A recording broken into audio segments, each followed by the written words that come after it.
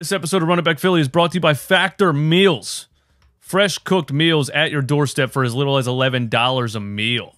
That's cheaper than pulling up to the McDonald's drive-thru, baby. Go to factormeals.com/runitback50. Use the promo code runitback50 for 50% off your first box. Run It Back Philly. No frauds, no fanboys, no intros. Maxi season t-shirts available now. runitbackphillyshop.com.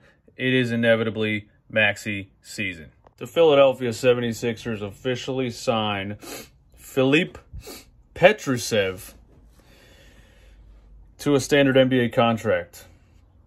I was a fan of Filip Petrusev.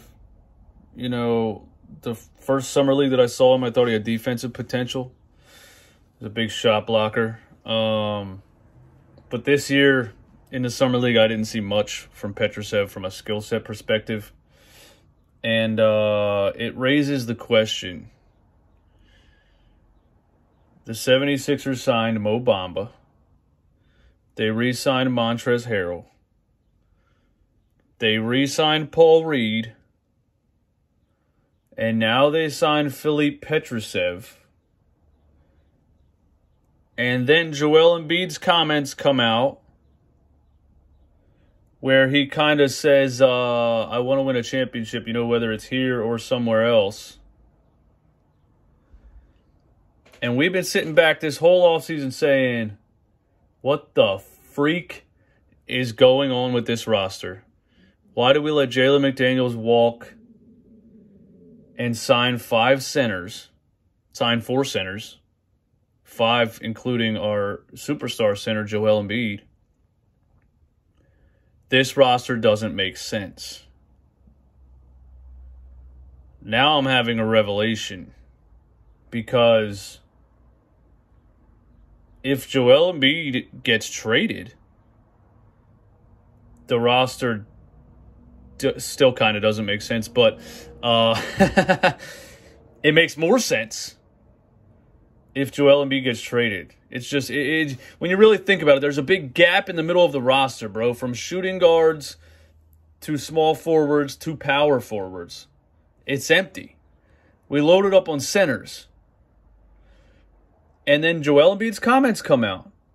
And maybe he was just in an interview and he didn't try to say that. Maybe it was fresh on his mind. Maybe he had several conversations with Daryl Morey this offseason that haven't leaked. Maybe it was just fresh on his mind and he said, listen, whether it's here or somewhere else. And maybe him and Daryl had this conversation at the end of last season.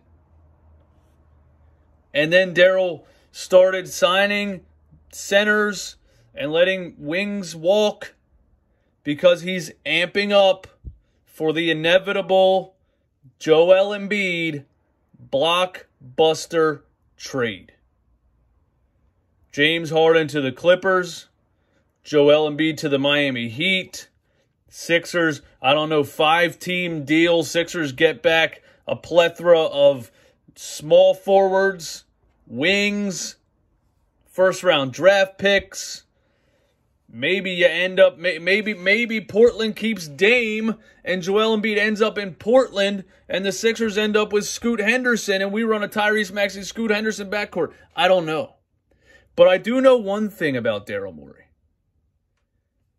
If you look back at Houston, when they had Tracy McGrady and Yao Ming, and we talk about the process 2.0 is right around the corner, Daryl Morey has never let a team completely tank.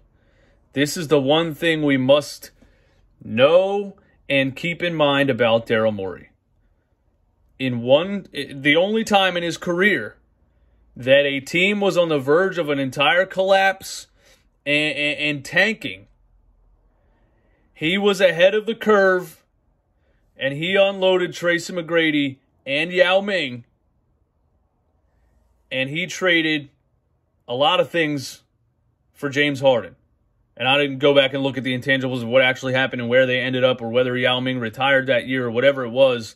But what I'm saying was he saw that team was on the verge of collapse and a complete rebuild, and he got ahead of the curve, And he ended up with James Harden in Houston in his prime for 10 straight years of being a superstar.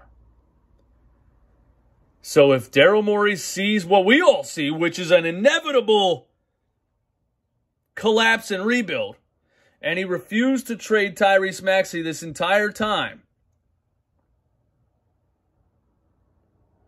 Daryl Morey could be trying to get ahead of the curve